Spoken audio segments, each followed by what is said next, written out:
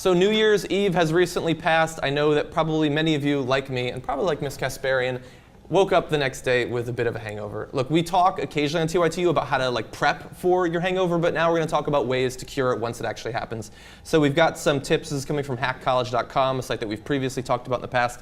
The first one, and this may seem a little bit obvious, but is that you need to drink fluids the next day.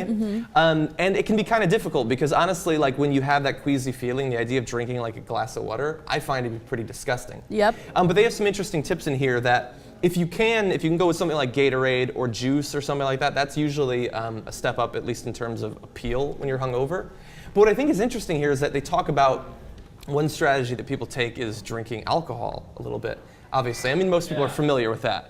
It can help a little bit. I've never tried it just because the thought, the smell of alcohol when I'm hungover makes me so sick, to the point where I would rather just go. The thought of what you drank last night makes you sick. So I mean, the fact that it's recommended to take a shot of tequila when you just had No, not take a shot of tequila. What are they recommending? No. So normally, the reason, first of all, the scientific rationale for why this works is that one of the things that's a hangover, one of the things that you feel as a hangover is that your body goes into a hypersensitive state. And so what alcohol serves to do is to depress that slightly and bring you down from the sensitivity to light and sound and things like that.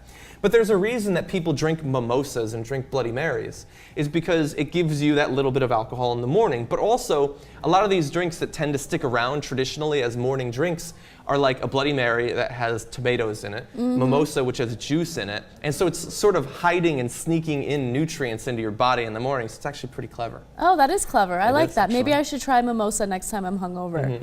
What do you normally like to eat when you're hungover?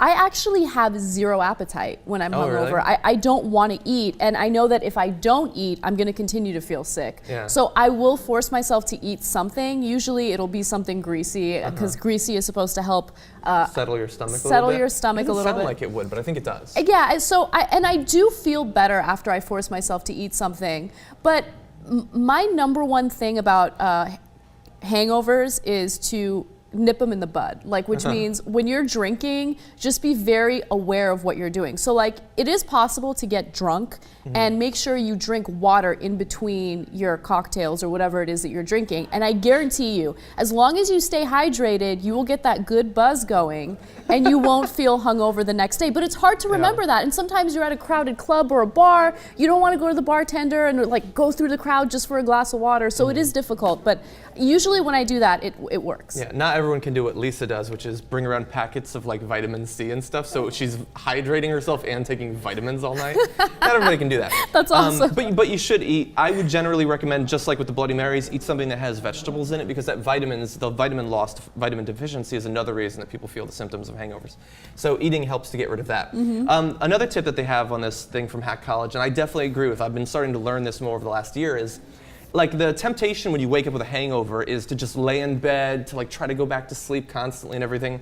But I know personally, it really helps to get up, to take a shower, to get dressed, to walk around outside a little bit.